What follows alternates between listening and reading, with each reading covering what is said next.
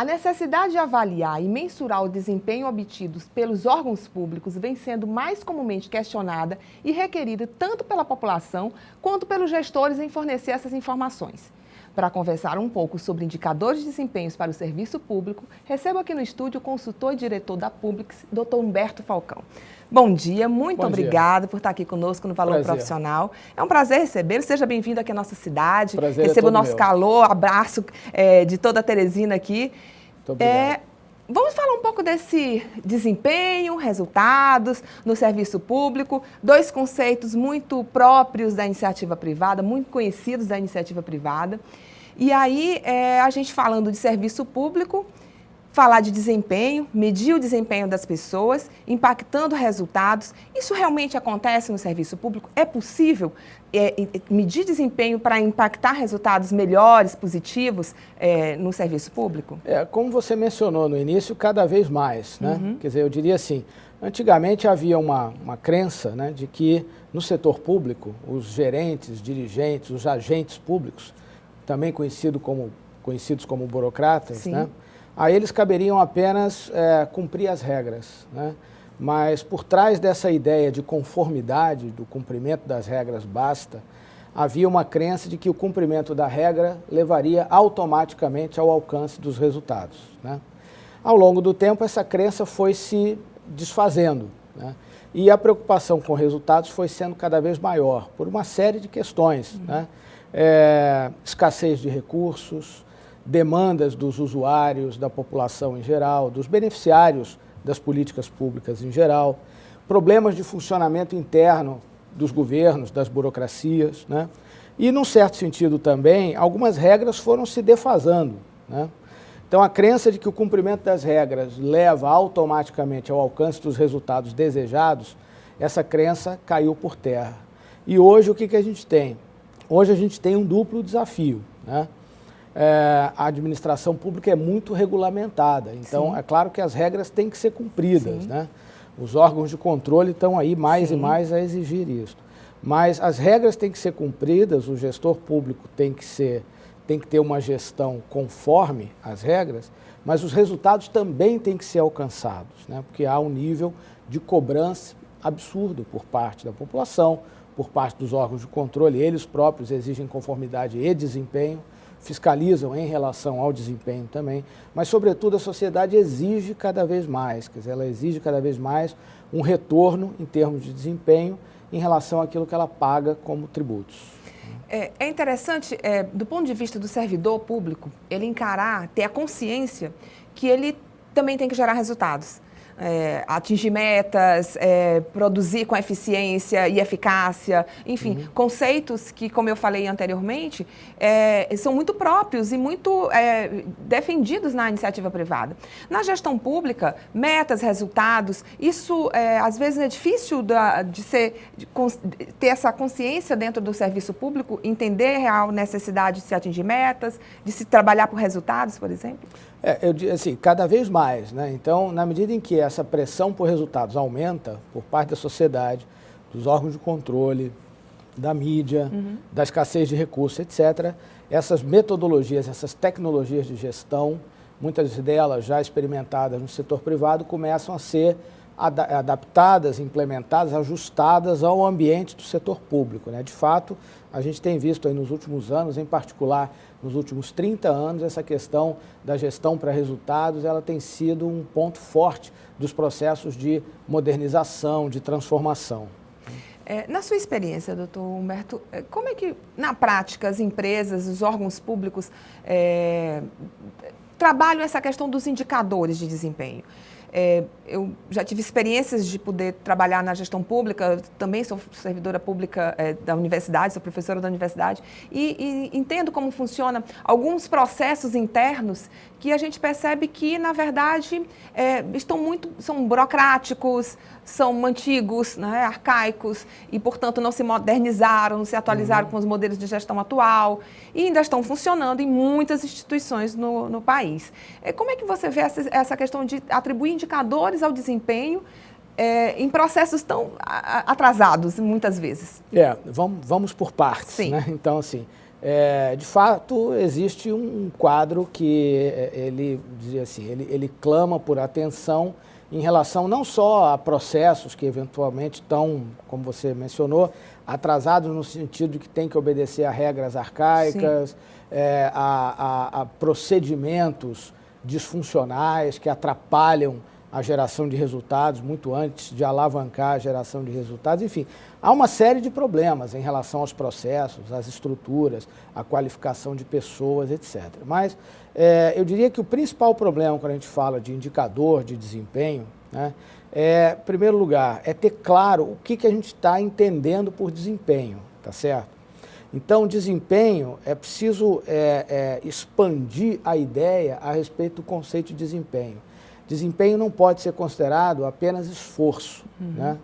Porque é muito comum, quando a gente fala, você precisa ter indicadores de desempenho. Aí várias organizações vão lá e elaboram um monte de indicadores de esforço, né? Indicador de esforço é muito importante porque não há resultado sem esforço. Se assim fosse, ninguém precisaria das organizações, né? Mas o conceito de desempenho, ele tem que abarcar tanto os resultados, tanto os esforços, quanto os resultados, né? Então, o que eu já estou propondo é que eu preciso ter indicadores de esforço e eu preciso ter indicadores de resultado, não vale ter só uma das duas categorias, eu preciso ter as duas coisas, né?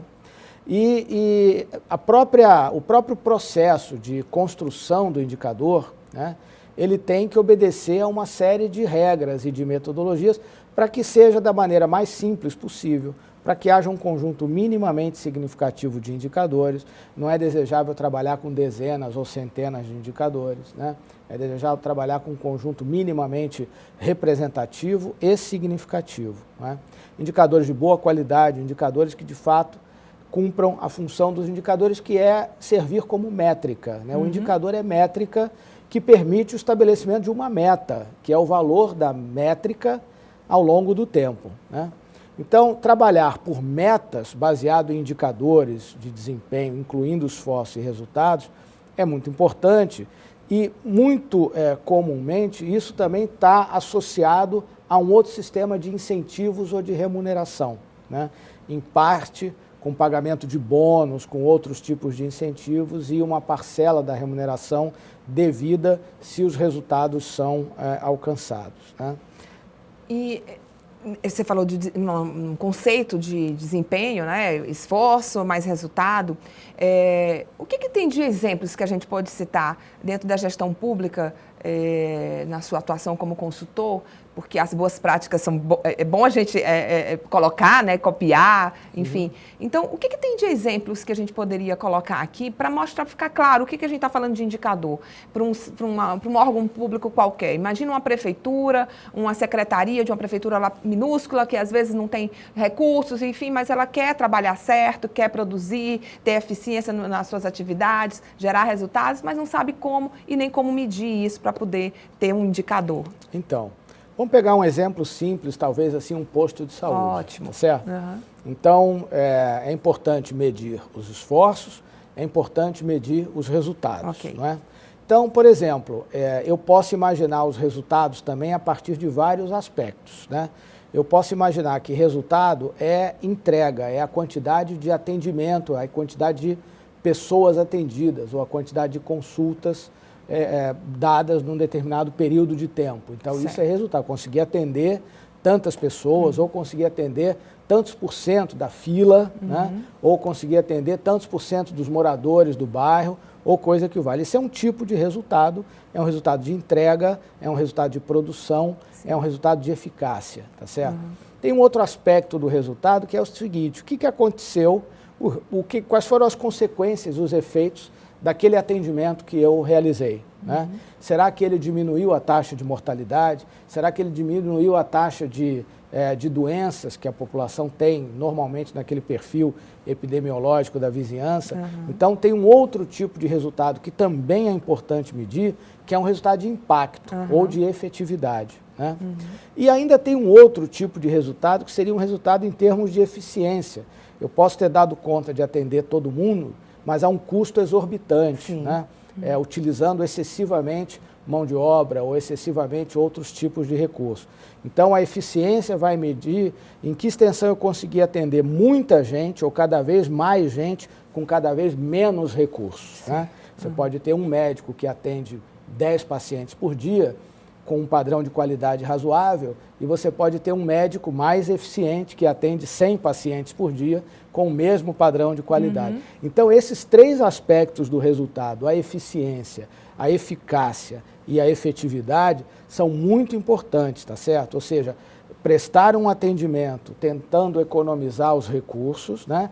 Prestar um atendimento numa quantidade, numa qualidade razoável que atenda quem precise, e um atendimento que tenha boas consequências, que diminua as doenças ou que promova a saúde da população. Então, isso a gente está falando até agora só nos resultados, tá certo? Eu poderia também mensurar esforços, a quantidade de plantão, né? A quantidade de procedimentos de pequena complexidade executados dentro de uma unidade de saúde, tá certo? Então, esses são indicadores de esforços, né? Eu poderia até ter indicadores de consumo de recursos, é consumir tantos, né, enfim, milhares de unidades de materiais, etc., etc., mas, ou eu poderia ter indicadores da qualidade, né, dos procedimentos, do grau de humanização do atendimento, quer dizer, que não qualquer esforço, é um esforço qualificado dentro de padrões, de excelência, etc. E eu poderia também mensurar em relação aos esforços se não houve desperdício, se os recursos foram bem aplicados, se as compras foram bem feitas, foram econômicas, foram feitas com valor justo, etc. Então, o que eu estou exemplificando é um conceito de desempenho largo, né, com um espectro grande, que vai desde o esforço até os resultados, abrangendo aspectos importantes do resultado e aspectos importantes do esforço.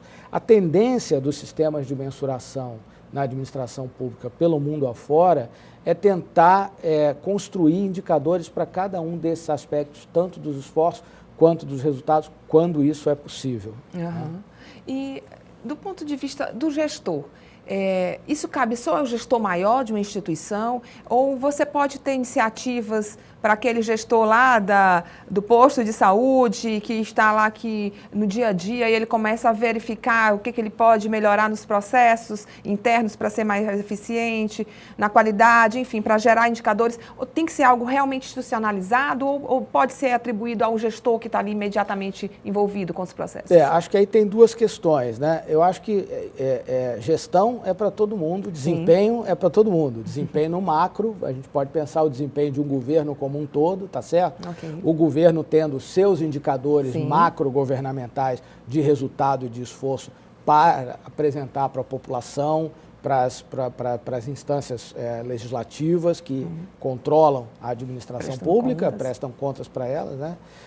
Eu posso ter um nível, vamos dizer assim, intermediário de secretarias, departamentos, etc., e eu vou quebrando isso para baixo até chegar no nível de uma gerência, de um grupo, de uma equipe de pessoas ou do indivíduo, né? Então, eu posso mensurar o desempenho de indivíduos, de grupos, de unidades organizacionais, né? E de governos como um todo. Tudo isso é contemplado em sistemas de mensuração modernos. O outro aspecto que você me perguntou é a questão da institucionalização, né? Pode e deve ser institucionalizado, porém, a finalidade da institucionalização é tornar isto um hábito gerencial, de tal modo que cada um seja responsável, tá certo, por, digamos assim, zelar pela qualidade não só das métricas, dos indicadores de desempenho, mas, sobretudo, tenha consciência de que ele tem que alcançar resultados, que desempenhar bem para os governos e para a sociedade em última análise. Muito bom, pois eu acho que a gente deixou aqui um bom exemplo para quem está aí e que está na sua atividade pública, na contribuição do seu serviço para a sociedade. Pensar em como poder melhorar e, de repente, estabelecendo esses patamares, porque a função gerencial, ela não é atribuída a uma só pessoa, a um conjunto de pessoas que faz isso acontecer, de repente ser disseminada, questionada e colocado isso em prática para podermos ter melhores resultados no serviço público, caminhar para essas novas metodologias, como o senhor mencionou. Sem dúvida. A questão é, muita gente tem medo de indicadores, né? E a principal finalidade dessas métricas, dos indicadores, não é controlar para punir. Sim. É melhorar e aprender a fazer cada vez melhor em benefício do cidadão. Muito bom. Pronto, a gente encerra Muito com obrigado. essa frase. Eu agradeço demais a sua presença aqui. Seja muito bem-vindo. A próxima vez que estiver em Teresina, a gente convida já para vir aqui novamente aqui no Valor Profissional. Será um prazer. Muito obrigado. Obrigada.